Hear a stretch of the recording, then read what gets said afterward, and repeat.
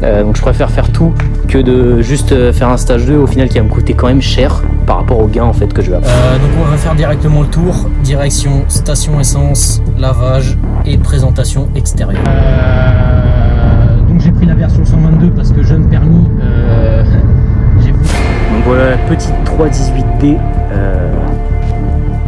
assez sympathique. C'est le seul spot que j'ai trouvé, je suis encore dans une station lavage mais c'est le seul endroit où il y avait pas mal de lumière.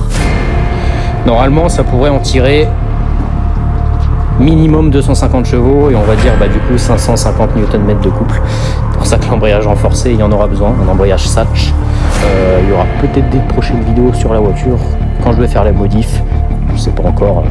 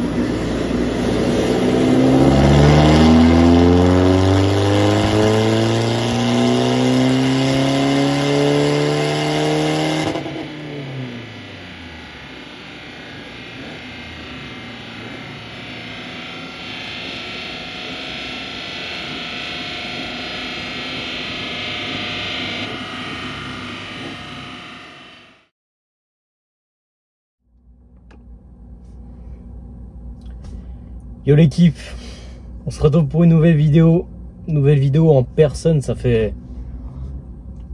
quand même un bail, non quand même pas, mais ça fait quand même quelques temps, ça fait peut-être un mois. La dernière vidéo c'était la vidéo Dijon où j'ai pas forcément pris la parole. Je crois que la vidéo d'avant pareil c'était une autre Dijon. J'ai pas pris la parole non plus, donc je fais cette vidéo pour vous tenir au courant. Parce que j'ai fait le stage 3 sur la voiture. Le stage 3 qui contient dans la config un turbo hybride turbo système, des injecteurs, une ligne full tube, un filtre à air sport, forcément EGR supprimé, enfin ça c'est logique, donc voilà. Mais c'est à peu près tout en pièces, bon, pour et échangeur gros volume forcément, tout ce qu'il faut pour un stage 3, que ça soit sur n'importe quelle voiture. C'est minimum turbo, échangeur injecteur quand c'est un diesel forcément, mais en général c'est ça. Donc vous aurez pu le voir au rush précédent. Je suis allé faire la carto, donc quand je suis allé faire la carto, en config j'avais forcément le turbo, l'échangeur et les injecteurs, mais les injecteurs il y avait potentiellement un souci. J'étais avec des corps d'injecteurs de 318D d'origine en reconditionné, donc en plus ou moins neuf, et des nez d'injecteurs 535D 272 plus 100%. C'est pas du Bosch, c'était du Recambo. Ça faisait le taf. Donc j'avais cette config là.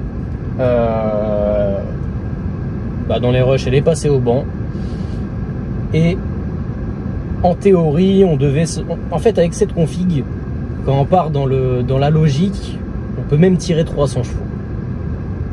Je vais baisser un peu la clim qui clim même pas froid parce que le moteur est pas allumé, mais dans la théorie on peut tirer 300 chevaux. parce que le turbo est donné pour 280 plus. Donc en théorie, quand des turbos ils donnent cette marge là, on peut tirer 300. L'échangeur, j'en parle même pas, c'est un échangeur gros volume 2 335D, donc la marge est très loin.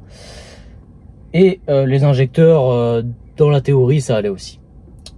Parce que c'était des nez de 535D, 272 plus 100%. Donc voilà. Elle passe au banc tranquillement. C'est plus ou moins prometteur parce qu'avec l'ancienne Carto, bon, entre temps, du coup, j'avais monté le turbo, l'échangeur et tout, donc on a gagné un peu, mais du coup, elle se comportait pas forcément très bien par rapport à l'ancienne Carto avec le turbo d'origine et l'échangeur stock. Elle marchait même, elle marchait moins fort, mais elle chargeait plus tôt, etc. Donc au final, ça se valait. Mais on va dire qu'avec l'ancienne Carto, on était plus ou moins aux 210, 215 chevaux. Donc elle passe au banc avec le turbo, l'échangeur, mais pas gestionné. On a sorti, j'ai la feuille de banc, je vous la mettrai là sur la vidéo, ça sera plus simple. Premier tir, donc sans toucher à la Carto, juste avec turbo, échangeur, etc. avec l'ancienne Carto. On a tiré 228 chevaux et 467 Nm, ce qui n'est franchement pas dégueu. La courbe était beaucoup moins saine que celle actuelle, mais on avait sorti 228 chevaux et 467 Nm, ce qui reste très correct pour une 318D 122 de base, ce qui reste très correct, et la courbe est propre. Voilà, on fait les 2-3 passages, on se rend compte que la lambda est HS, la lambda HS, donc on n'a pas d'info de lambda, donc ça gêne un peu par rapport au log, etc. Donc j'en ai racheté une. J'aurais peut-être pas dû, parce qu'au final on s'est rendu compte après que la lambda était seulement débranchée. Quand j'ai fait changer mon turbo, je l'ai pas fait moi-même, bah le mécano a oublié de rebrancher la sonde. C'est pas très grave, je lui en veux pas, parce que c'est comme ça arrive, l'erreur est humaine. C'est pas très grave tant que c'est que ça. Donc, du coup ça a gêné pour les logs, mais bon, c'est pas grave. Donc on n'avait pas d'informations pour la sonde, mais bon, au moins j'en ai acheté une neuve, une Bosch d'origine, ça va être nickel. Que je n'ai pas encore changé, mais que je change demain. Donc voilà, mais on a eu un problème, on n'arrive pas à sortir les chevaux. Elle prend pas les chevaux. Donc c'était le jour où on a passé la voiture, on s'est dit c'est peut-être la sonde lambda du coup qui merde et forcément qui donne de mauvaises infos, donc au final qui peut pas vraiment gérer le truc. C'était aussi peut-être pour ça qu'on se disait qu'elle fumait un peu trop noir, parce que c'était censé être une Carto no smoke, mais elle fume quand même pas mal. Donc c'était soit ça, soit les injecteurs, parce que forcément ils m'ont dit, même avant de commencer à gérer la voiture, ils m'ont dit que en général des nez d'injecteurs, tu mettes ce que tu veux, ça suffit pas. Faut vraiment changer l'injecteur complet, repartir sur du neuf, même pas du reconditionné, du Bosch, de l'origine, et comme ça t'es tranquille. Ce que j'aurais dû faire dès le début, parce que ça m'a coûté de l'argent et du temps. Mais bon, c'est comme ça, c'est la mécanique, c'est la prépa, c'est en faisant des erreurs qu'on apprend. Donc, tir final, on a fait quand même plusieurs tirs forcément pour essayer de sortir les bourrins. On a sorti 237 chevaux et 505 Nm. On a gagné quand même pas mal en couple. Forcément, ça reste un mazout. On a gagné quand même la courbe est belle. La courbe est belle, donc c'est cool.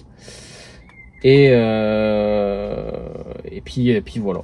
Donc on a gagné 10 chevaux par rapport au premier passage. Et 40 Nm, plus ou moins. Donc sur le papier, je suis déçu. Forcément, parce qu'avec une config où on peut tirer 300 chevaux et qu'on sort au final 240 chevaux, forcément t'es déçu. Donc ce que j'ai fait aujourd'hui, je vous ai mis sûrement les rushs. Je sais pas comment cette vidéo sera montée, mais je vous ai sûrement mis les rushs. J'ai acheté des injecteurs de 535D 272 Bosch d'origine neuf, même pas du reconditionné, du neuf. C'était introuvable. Introuvable. Tous les jours, j'étais sur Autodoc. J'attendais la disponibilité. Et un jour, un dimanche, disponible. J'achète. 1364 €.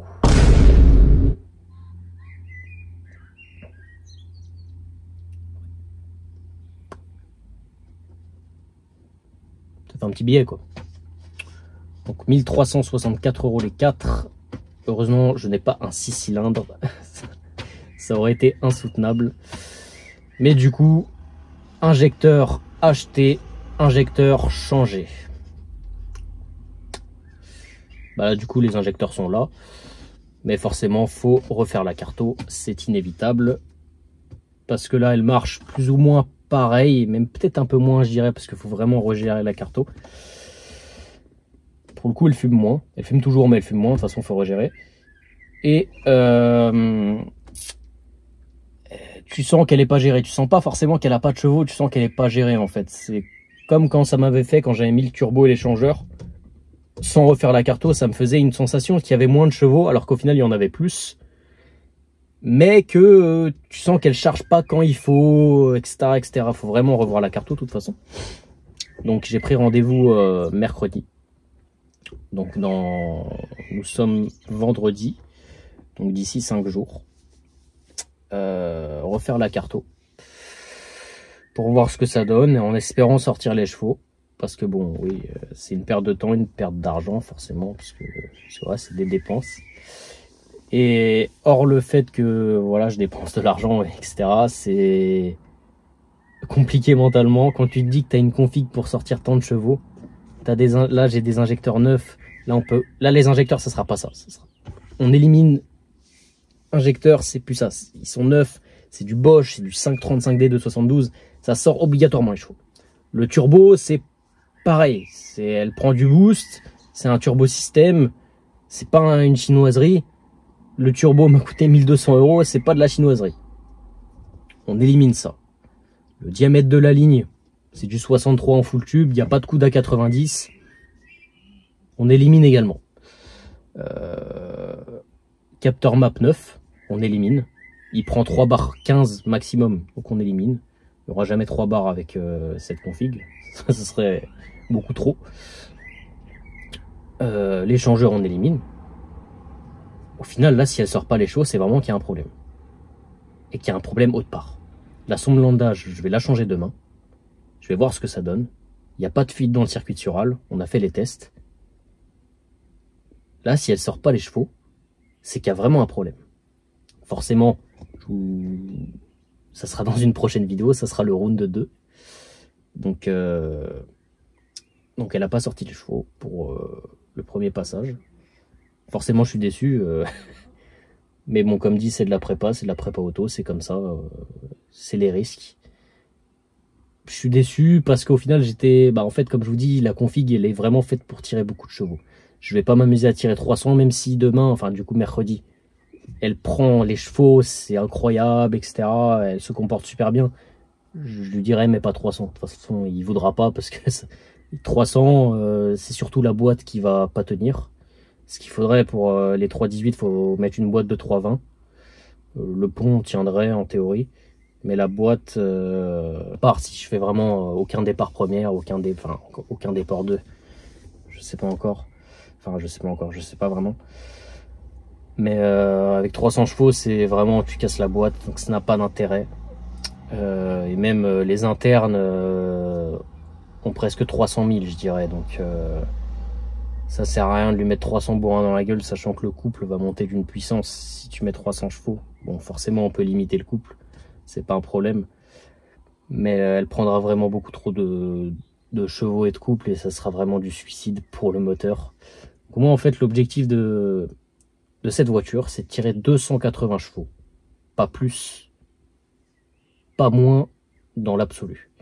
280 chevaux maximum. Pour avoir un truc... T'es jamais fiable en prépa, donc j'aime pas dire ce mot. Les gens qui disent oui, ton stage 3, est-ce qu'il est fiable? Non, t'es pas fiable. Même si demain t'as les meilleures pièces du monde, t'as un moteur qui est refait à neuf, c'est pas fiable. Le moteur est d'origine à 122 chevaux, tu lui demandes 280, ce n'est pas fiable. Ça peut péter demain comme dans 3 mois, comme dans 3 ans. C'est une préparation, c'est de la mécanique, c'est comme ça. Surtout avec des moteurs kilométrés comme ça, tu peux pas te dire c'est fiable. Surtout que je fais de la piste, donc elle en prend dans la gueule, donc voilà.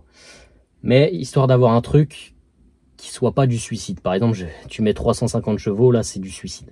280, ça reste beaucoup, mais c'est pas non plus absurde. T'en as qui tirent plus avec ce moteur-là, même si ça reste énorme, hein, 280 chevaux, franchement, ça serait vraiment, comme je vous dis, le but. Le but, la fin de la prépa, 280 chevaux, un bon châssis, et puis le jour où ça casse, M57, 231. Et on passe à un capot dessus. À un prix aussi au-dessus. Bon, 1003, ça aurait été le prix du moteur. Donc j'ai mis le prix du moteur dans les injecteurs. Donc au final, disons qu'au final ça va, hein, franchement. Après forcément, tu as le prix de la dépose du moteur, donc ça coûtera quand même un petit billet. Mais voilà. Mais le but c'est d'avoir 280 chevaux. Donc on verra dans le round 2, sûrement d'ici 2-3 semaines. Donc voilà. Je crois que j'ai tout dit. Donc les gars, je vous dis à la prochaine pour une prochaine vidéo. Ciao.